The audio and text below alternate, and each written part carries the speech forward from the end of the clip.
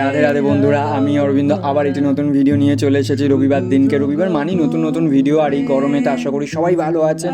চলুন, আমি একটা নতুন রেসিপি নিয়ে চলে এসেছি। সেটা কি হচ্ছে সে দেখি। চলুন, মা চলে তো গেছে রান্নাঘরে, তো মায়ের পিছন পিছন গিয়ে দেখলাম মা আম কেটে খুব সুন্দরভাবে ধুয়ে বেশি করে জল দিয়ে আমটাকে সেদ্ধ করতে দিচ্ছে। কোনো নুন চিনি কিচ্ছু দেওয়া যাবে না, নর্মাল জল আর আমটাকে চৌকো করে কেটে শুধু সেদ্ধ করাতে হবে। সেদ্ধ হয়ে গেছে, যে জলটা সেদ্ধ করা হয়েছিল সেই জলটাকে একবার কোনো গ্লাস বাটি দিয়ে মেপে দেখে নেবেন যে হ্যাঁ কতটা জল হয়েছে আর কি সিদ্ধ করে।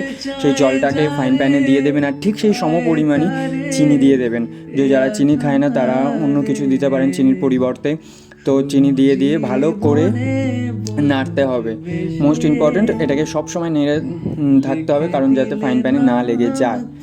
তো ওটাকে নাড়িয়ে গ্যাসটাকে খুব হাই ফ্লেমে দিয়ে নাড়িয়ে যেতে হবে, আর একটু খুব অল্প পরিমাণে ভিনিগার দিতে হবে।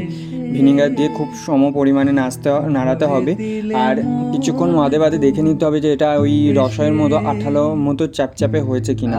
যদি না হয় তো নাড়িয়ে যেতে পারে, একটু টেস্ট করে দেখে নেবেন যে হ্যাঁ মিষ্টি হয়েছে কিনা। কারণ টক আম হলে তো একদমই পুরোটা টকে যাবে, কিছু করার নেই আর।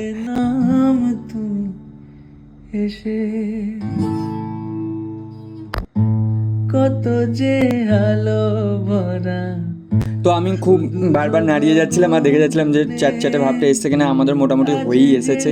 তো আরেকটু এবার তারপর কিছুক্ষণ বাদে গ্যাসটা অফ করে দেবো। অফ করে দিয়ে ঠান্ডা অবস্থায় অনেকক্ষণ ধরে নাড়িয়ে যাবো। এবার এই তো পাত্রে ঢেলে নেওয়া হলো। এই যে আমাদের হয়ে গেছে আমের জেলি। এটা ঠান্ডা করে নর্মাল টেম্পারেচারে করে তারপর ফ্রিজ যে দেবেন, ফ্রিজ থেকে বের করে বিকেলবেলা বা মর্নিংয়ে আপনারা কোনো পাউরুটি বা রুটির সাথে একবার ট্রাই করে দেখুন, হেবি সুন্দর লাগবে। এতে কোনো কিছু নেই, একদম অরিজিনাল। ভিডিওটি ভালো লাগলে অবশ্যই লাইক, কমেন্টস আর শেয়ার করবেন। টাটা।